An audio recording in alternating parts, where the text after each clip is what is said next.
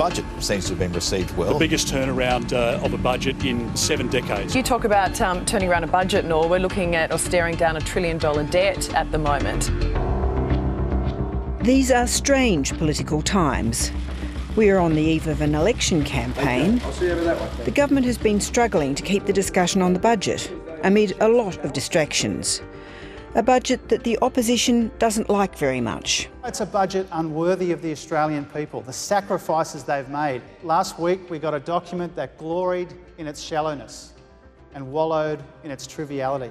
Glib, incoherent, in denial of reality and completely silent on the future. Yet with all these faults, it is also a budget that Labor waved through last week with barely a murmur. The budget document is our plan that we will take to the Australian election. But neither side really wants to address the glaring issue of the budget. It forecasts that in 10 years' time, government spending will still be a lot higher than government revenue. Spending is forecast to be equal to about 26% of GDP, while revenue will still be just under 24% of GDP. Neither side of politics really wants to say what they'll do about this. What our focus has been on is growing the economy, growing the pie, so that those deficits reduce as a share of GDP. Labor's answer is that it will get rid of rorts and improve the quality of spending. But like the government, it is also talking about the deficit being reduced by growth. PwC has estimated with growth just 0.5% higher per year than what is currently projected, the structural deficit will close and would reach zero net debt 15 years earlier than currently anticipated. The government has long argued revenue should not be higher than 23.9% of GDP, an arbitrary number chosen because it was the number prevailing at the end of the Howard era. We're not attracted to the government's tax cap. And the reason we're not attracted to it is because it seems to us like quite an arbitrary cap imposed for political reasons rather than good economic reasons. You're offering a great price. You guys better fill up. This is a good price. The government seizes on this to suggest Labor will raise taxes, even though Labor has pledged to only increase taxes on multinationals in a first term in government. But while both sides try to sidestep the budgetary elephant in the room, there are other things that seem to be missing or simply disappearing altogether. For example, there's the question of federal support for flood victims in New South Wales. Why couldn't you find the 60 million or so for the Lismore flood victims? And the New South Wales government were under the impression that you were going to go halves in this $112 million back home grant. The Commonwealth Government has already invested, $2.1 billion in the New South Wales flood response. And directly, $1 billion has already been paid directly. Then there's the question of budget measures which simply disappear altogether.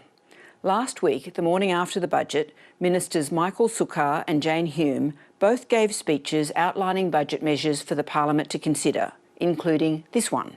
The amendment will reduce the Pharmaceutical Benefits Scheme general patient category by $10 from the current amount of $42.50 to the new amount of $32.50 commencing on the 1st of May 2022. It's long been the practice in Parliament that the official record of parliamentary proceedings, Hansard, was able to be corrected by politicians. Former Prime Minister Sir William McMahon, for example, was infamous as Treasurer for creatively quoting statistics which would be diligently corrected by officials before the final Hansard was published. But that was in the days before Parliament was televised. The problem with last week's speeches was that the government had decided to not proceed with this particular measure, but someone had forgotten to change the speeches. Instead of going into the chamber and correcting the record, the government just changed the Hansard. Can you tell me who requested the change to the Hansard report of Senator Hume's speech?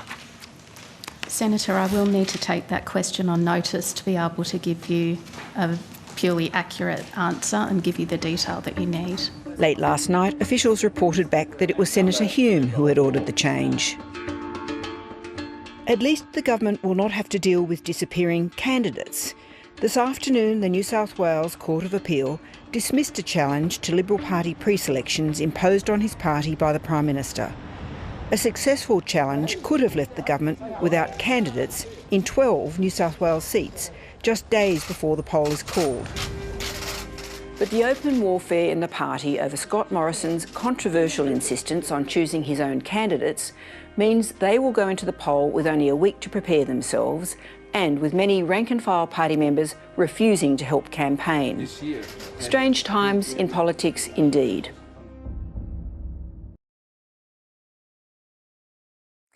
Hi, I'm Lee Sales. Thanks for watching this story.